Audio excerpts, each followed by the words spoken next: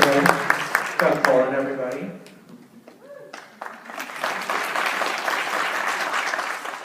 Nice. So, 1953, Audrey Hepburn makes her American film debut in Roman Holiday, and a star was born.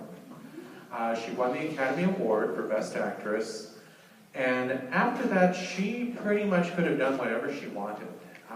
She signed a 7-year contract with Paramount, and Paramount wanted to ride on the highs of that Academy Award-winning performance. So they paired her with the Best Actor winner of the Academy Award in 1953, William Holden, for Stalag 17, and also his writer-director, Billy Wilder, the great Billy Wilder. This is his final film for Paramount, but it's really just a great assemblage of talent, all under contract with Paramount Pictures. And from what I understand, William Holden and Audrey Hepburn got along very, very well.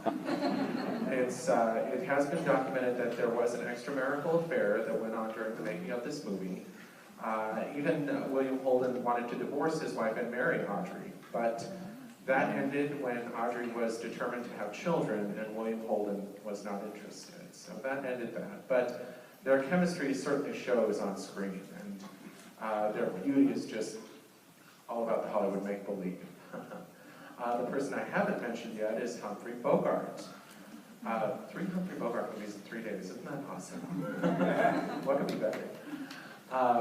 Bogey was the second choice. Billy Wilder's first choice for the part of Linus was Cary Grant, who turned it down, and so Bogey was cast, and Bogey, from what I've read, was not too happy about this film. He later called it, quote, a crock of crap, and described Billy Wilder as a Prussian German with a riding crop.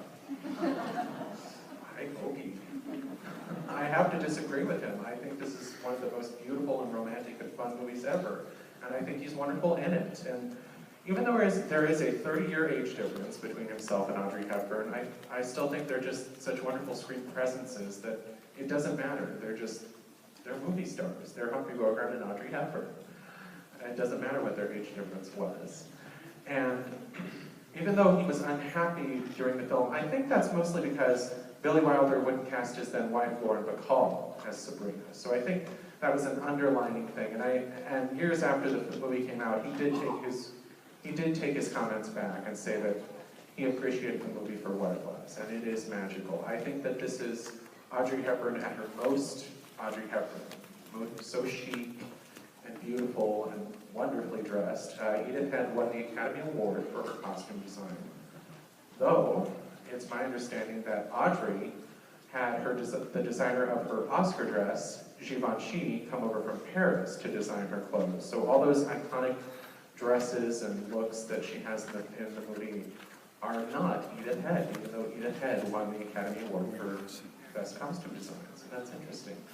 Audrey was also nominated for her second consecutive Best Actress Oscar. She lost to Grace Kelly in The Country Girl, which has gone down as one of the lesser Best Actress wins. I would have given it to Audrey or to my personal pick, Judy Garland in A Star is Born. But